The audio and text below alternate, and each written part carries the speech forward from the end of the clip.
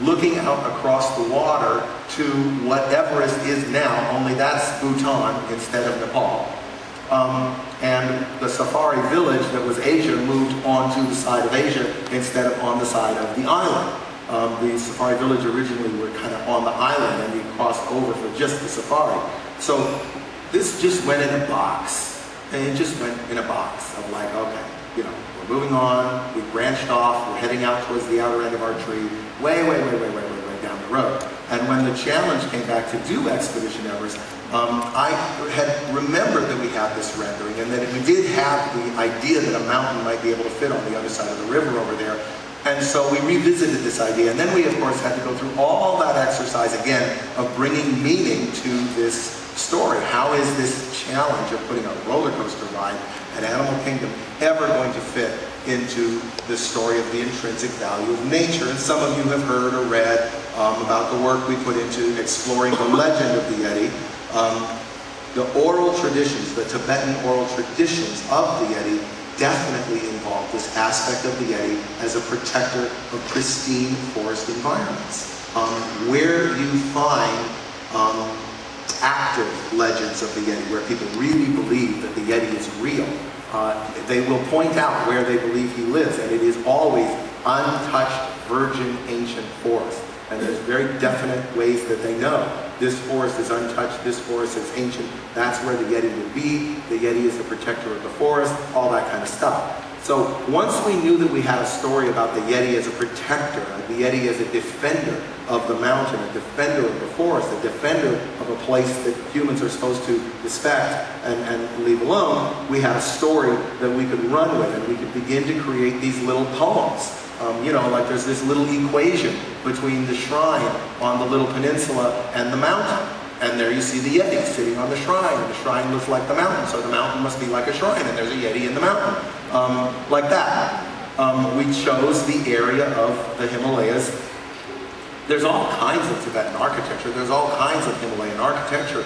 Once again, we wanted to go and pick the style of architecture that would push forward the story that we wanted to tell. And that meant we needed to pick a style of architecture that was all about symbols, symbolism, and storytelling itself. And that indeed is what we did. So while it is indeed authentic and it does look like real, it's also been editorially chosen for its ability to push a very particular story forward.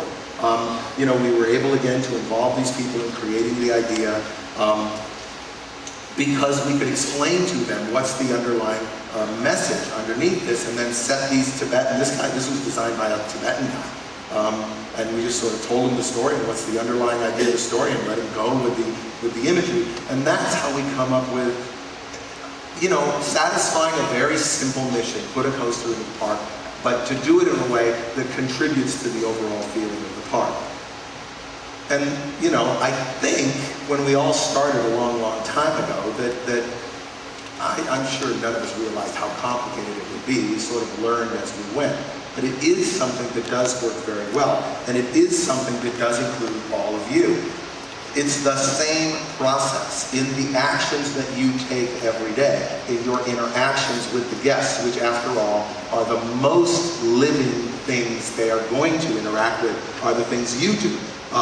Your actions in Animal Kingdom are the last layer that these guests will interact with. And to have those actions embody the spirit of these ideas, the intrinsic value of nature, the value of adventure, the love of animals, the spirit of this place, it really helps push that story forward and have the guests walk away with the sense that they've experienced something special.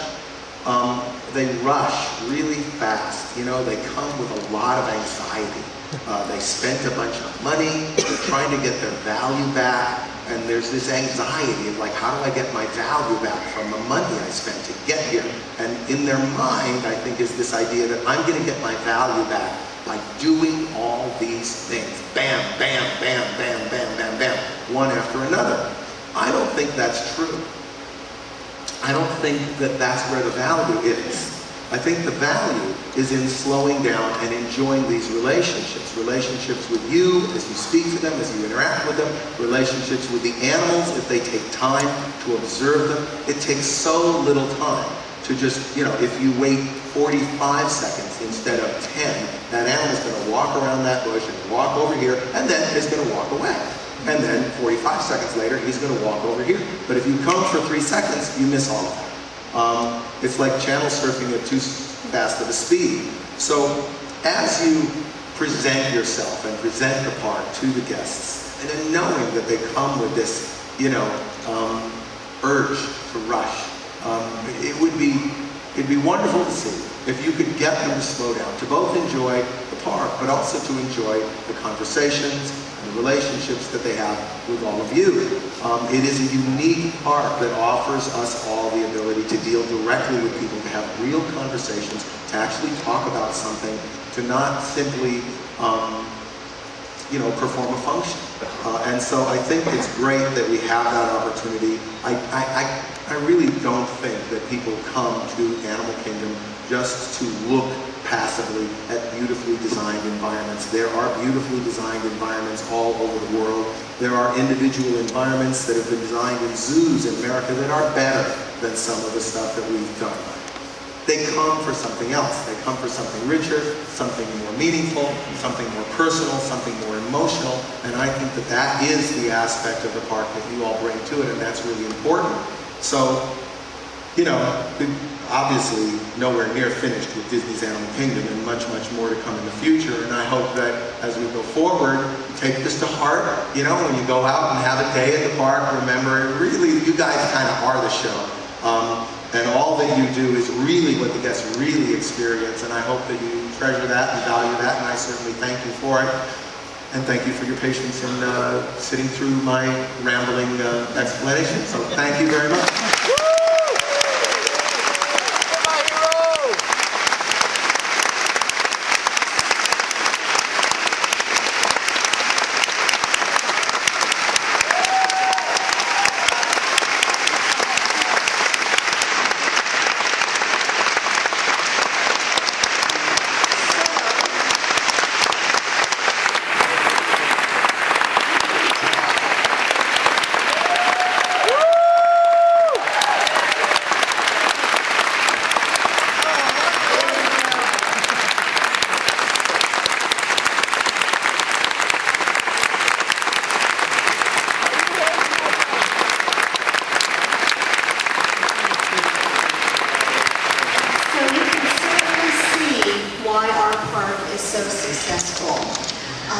I want to publicly and personally thank Joe. This park would not be what it is without his vision and his team's creativity. And I will tell you, as part of the opening crew, I had the luxury of watching this go from dirt to what it is now. And every single day when I thought it was done, they put more on top of it, and more, and more, and more. And I quickly realized that's what sets us apart from the competition. And I will tell you, if you don't stop and look at all the great details, you are missing so much. I mean, just in the Research Center alone at Pangani Forest are all kinds of great notes and props and animal facts. So I just wanted to say thank you to Joe for being here. Joe is based down in California. He was kind enough to join us today and to share his wisdom, his guidance, and his insight into building this beautiful park. And I have to agree with what Joe said. This park would not be successful without him, without the passionate cast, and without the guests coming. So thank you so very much for being here. And Joe, thank you again for all the great things that you do for us.